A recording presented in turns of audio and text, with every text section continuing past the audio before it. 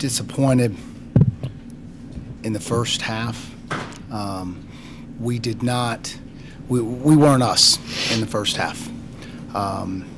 We took some tough shots in crowds, the ball froze, and that leaked into our defense, which wasn't as good as we've been this year. At the end of the day, you look back through the year, I'm disappointed in some things that I did in terms of substitutions, calls, disappointed in some different play coming out in first halves. But the one thing I've never been disappointed in this group is an absolute resilience that they have. And that comes from their appreciation for the opportunity to have an athletic scholarship at IPFW and to play basketball. That comes from the equity they build with each other through acts of caring every day from the 12 months a year we spend with each other. That comes from their commitment to team. And when I reflect on this year's team with an inside-out perspective, which is how I look at things, how I look at college athletics. When I look at it that way, like I could care less about what you guys write, about what external people say about our group, because what college athletics is about is inside that locker room. Those bonds, those relationships, how they learn to operate under adversity, and our inside-out perspective as I look at what we do inside, that's what's right in college basketball right now. That group in that locker room is so committed to each other, so committed to if I say do this, they're going to give it everything they got.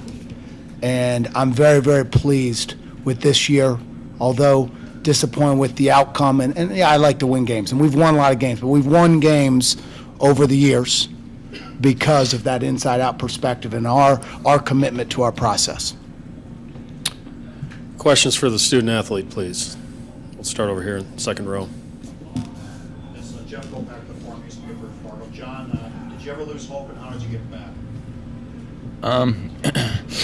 I know our team will always fight back. We'll never lose hope in each other, and we've been down. We were down by 15 or something at our place, and I knew we would always fight back, and we'll never give up on each other.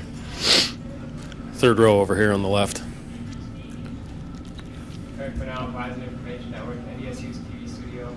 John, how tough is it to defend Paul Miller? He's a very great player. He just makes some tough shots, and he just kept rolling with it. He's very hard to guard. Question here in the third row.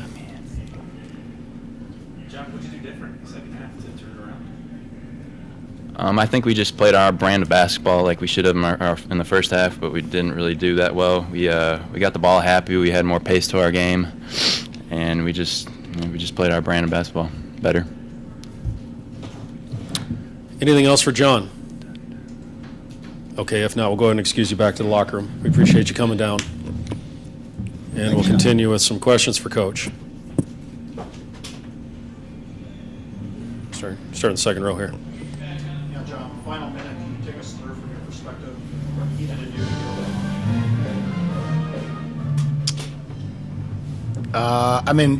You got to help me out with time and score. There was a bunch of different situations. As we got it down, in general, you're looking for that one play to... you got to get a stop. You got to get a stop, and then you got to score.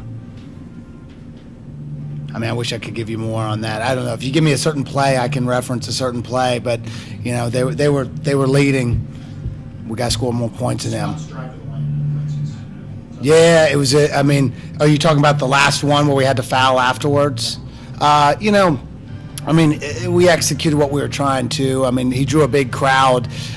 We didn't need a three at that stage. We're down 4 in that play. I thought you were referring to the drive before. He got in the paint. Here's a guy that was top 3 in the nation in free throws. He only shot 7 tonight. That's a low for him. I thought he played over the top a little too much, but I thought he got some great angles and played with some contact. And he's one of the hardest guys in college basketball to referee because honestly, you look at I think he's probably and I haven't seen every team play, but he's arguably, with statistically what he's done from the free throw line, if not the best driver in the country, one of the top 2 or 3 drivers in the country, and he gets to the free throw line that way. Now, he's a hard guy to referee because he initiates a lot of contact.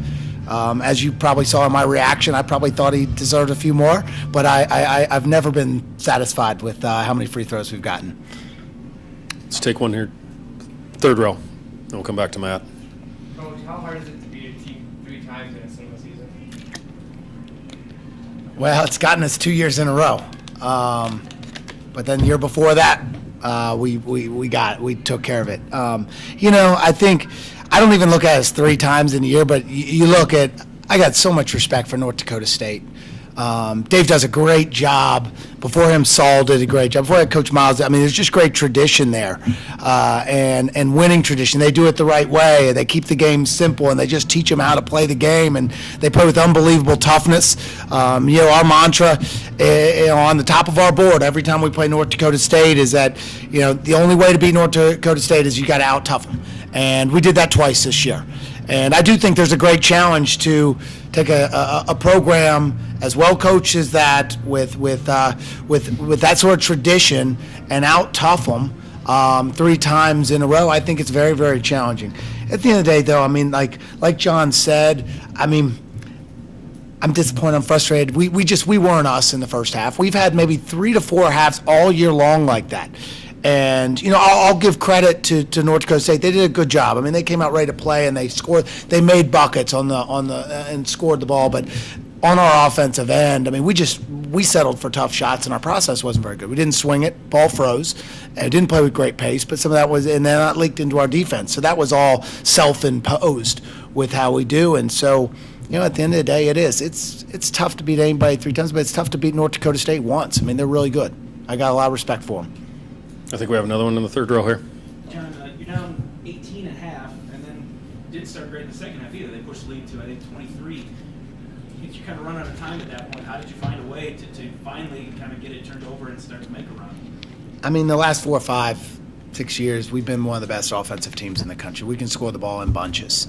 I mean, our guys have seen it. And it's not just this crew. I mean, we've graduated guy after guy after guy through the years, and just the next guys come in, and when they operate within our process, we can score it in bunches, and we've done it. And so the guys know that, and they just keep building up. Now, this was one of, I mean, honestly, in my last 4 years, this group showed the best defense that we've had in my 4 years. Now, how we play, it becomes difficult to have great defensive numbers because our tempo is so fast. When you're top, 20 in the country in tempo, it creates so many possessions, and we got a couple good players like John that I don't sub him very well, so he gets worn out. But we've had an ability to lock in and really get some stops when we've wanted to this year. And I can reference, I'm probably a dozen games where we've done that. It's not every night, but we have that ability. And I thought we made some things tougher in the second half. But down the stretch, I mean, Paul just made some tough shots, and we've made him inefficient the last 2 times. And I told our guys, I mean, we made Paul inefficient, we made Cameron Hunter inefficient. And Cameron's only a freshman, he'll evolve. He's going to be a really good player. But I told our guys all week long. I said, hey, it's a huge challenge, like to keep Paul Miller down 3 times in a row, make him inefficient. Like he's going to score because he's going to shoot it. All right, so to do that is really challenging. That's probably the most challenging part of the night. And he came through down the stretch when the pressure was on. We have time for one more, if there's any other questions for Coach. If not, okay. Thank you, Coach. We appreciate your time.